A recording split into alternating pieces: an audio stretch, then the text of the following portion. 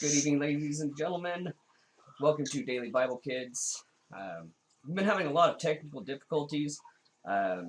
This time I'm going to record it along with streaming it, so that way if something does happen, I'm not going to do two parts. I'm just going to upload the recording itself. Okay? We've been dealing with Job. He's been depressed because of what's been going on. He doesn't know why God is punishing him. All he knows that he's done everything right. He's got this great relationship with God.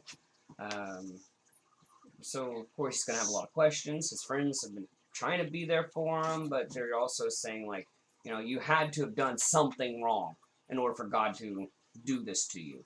Okay, so today we are going to do Job chapters 32, 33, and 34, and we're going to start with Elihu. It's another friend of his that this is going to be Elihu's response to Job's friends, not to Job. Okay, so chapter 32. Job's three friends refused to reply further to him because he kept insisting on his ignorance, or on his innocence. Sorry. Then Elihu, son of Barachel the Buzite, of the clan of Ram, became angry. He was angry because Job refused to admit that he had sinned and that God was right in punishing him. He was also angry with Job's three friends, for they made God appear to be wrong by their inability to answer Job's arguments. Elihu had waited for the others to speak to Job because they were older than he.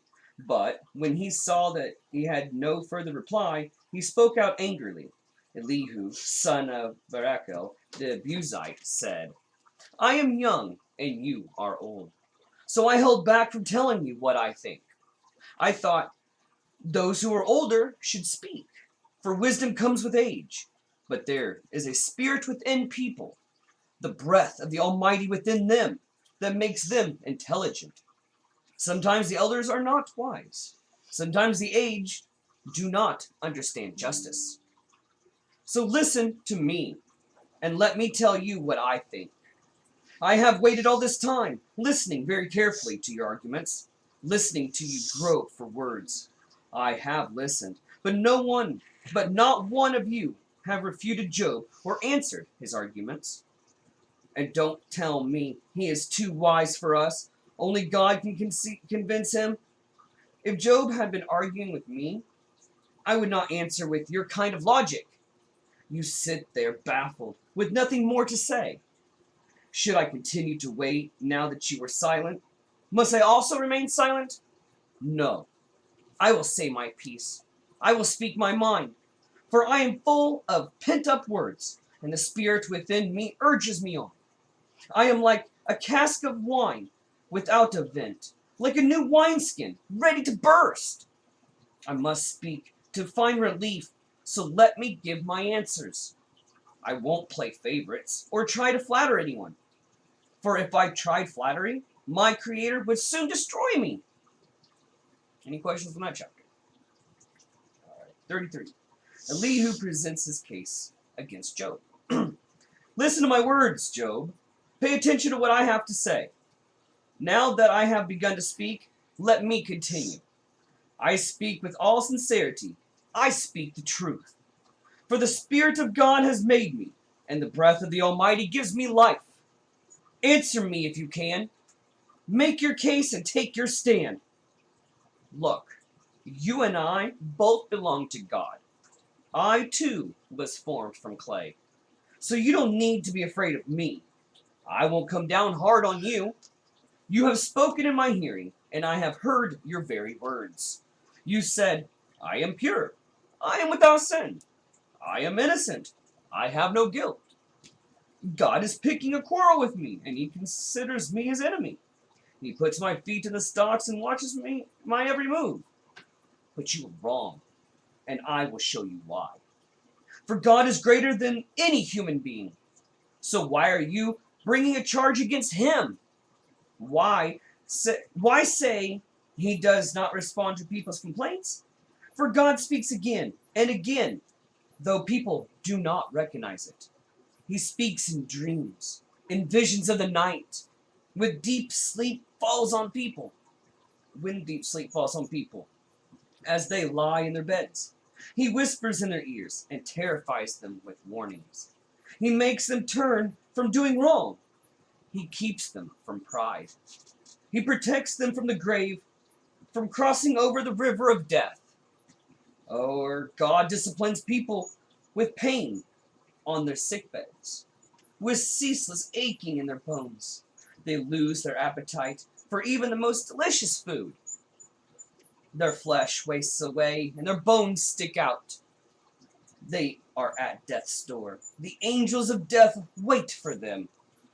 But if an angel from heaven appears, a special messenger to intercede for a person and declare that he is upright, he will... Can you please stop? He will be gracious and say, "Rescue him from the grave, for I have found a ransom for his life."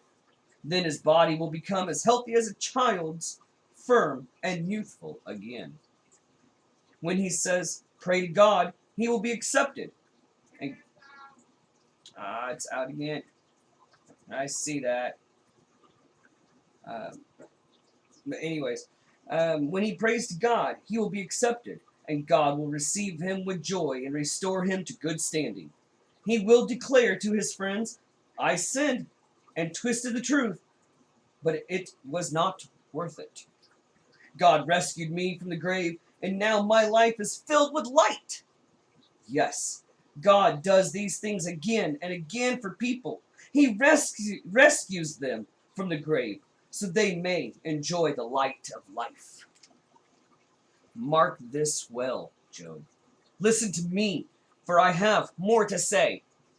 But if you have anything to say, go ahead. Speak, for I am anxious to see you justified. But if not, then listen to me. Keep silent, and I will teach you wisdom. Any questions on that chapter? All right, chapter 34. Elihu accuses Job of arrogance. Then Elihu said, "Listen to me, you wise men.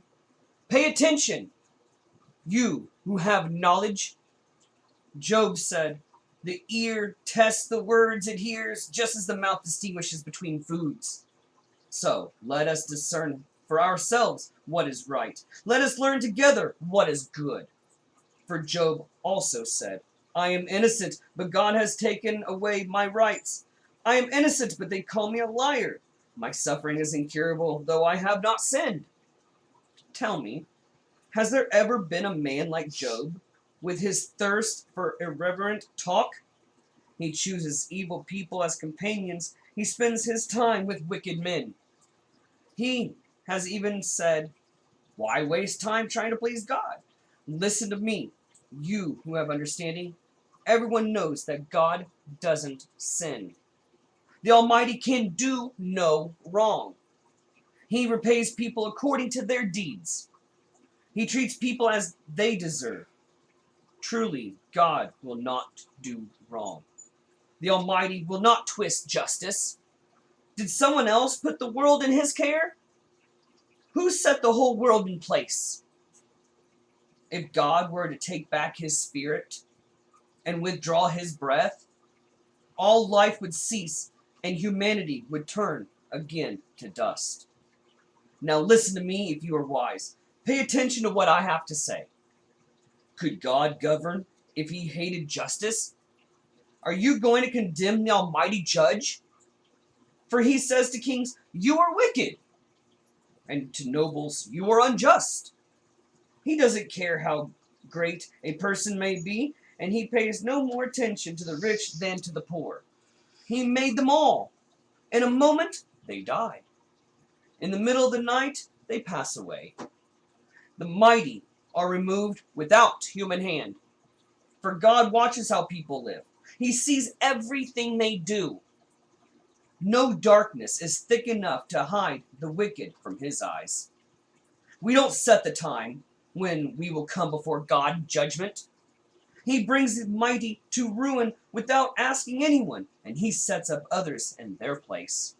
He knows what they do, and in the night he overturns them and destroys them. He strikes them down because they are wicked, doing it openly for all to see. For they turned away from following him. They have no respect for any of his ways. They cause the poor to cry out, catching God's attention. He hears the cries of the needy. But if he chooses to remain silent, who can criticize him? When he hides his face, no one can find him, whether an individual or a nation. He prevents the godless from ruling, so they cannot be a snare to the people. Why don't people say to God, I have sinned, but I will sin no more? Or, I don't know what evil I have done. Tell me, if I have done wrong, I will stop at once. Must God tailor his justice to your demands? But you have rejected him. The choice is yours, not mine. Go ahead, share your wisdom with us.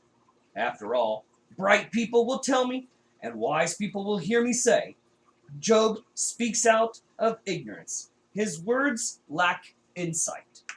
Job, you deserve the maximum penalty for the wicked way you have taught. For you have added rebellion to your sin. You show no respect, and you speak many angry words against God. Any questions on that chapter? All right.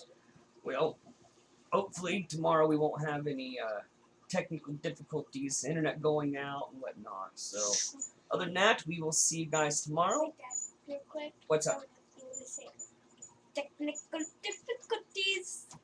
Mhm. Stop saying it, All right. buddy. You guys have a wonderful night, and God bless.